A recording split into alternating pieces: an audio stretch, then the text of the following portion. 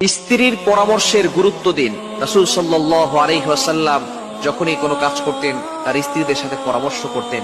কিন্তু অনেক পুরুষ আছে, সে মনে করে আমি তো সবচেয়ে বড় জ্ঞানী, স্ত্রীর সাথে পরামর্শ করার কি আছে। মনে রাখবেন, পরিবারের সাথে পরামর্শ করবেন। আপনার ছেলেটা ছোট্ট হলেও, আপনার মেয়েটা ছোট্ট হলেও, আপনার স্ত্রী একটু নাবুঝ হলেও, অবুঝ হলেও আপনি তাদের সাথে পরামর্শ করবেন। মনে রাখবেন, এই পরামর্শের কারণে আল্লাহ তাআলা আপনার সংসারে সুখ দিবেন, বিপদ থেকে আল্লাহ আপনাকে হেফাজত করতে পারেন। স্ত্রীর পরামর্শে গুরুত্ব দেন, তার কথা একটু শোনেন।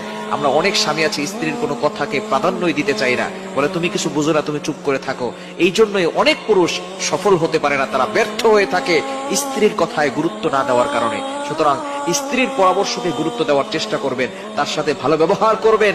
কেননা আপনার স্ত্রী হচ্ছে আপনার এমন একজন জীবন সঙ্গী, আপনার পার্টনার। আপনার সন্তান হলে তাদেরকে বিয়ে দিয়ে দিলে তারা স্ত্রীর কাছে থাকবে, মেয়ে হয়ে গেলে তার স্বামীর কাছে থাকবে। আপনার স্ত্রী হচ্ছে এমন একজন মানুষ যে শেষ পর্যন্ত যতদিন বেঁচে থাকবে আপনার কাছেই থাকবে। সুতরাং আপনি তার কথার গুরুত্ব দেন, তাকে সম্মান করেন, তাকে ভালোবাসেন, দেখবেন আল্লাহ তাআলা সংসারে সুখ শান্তি ঢেলে দিবে।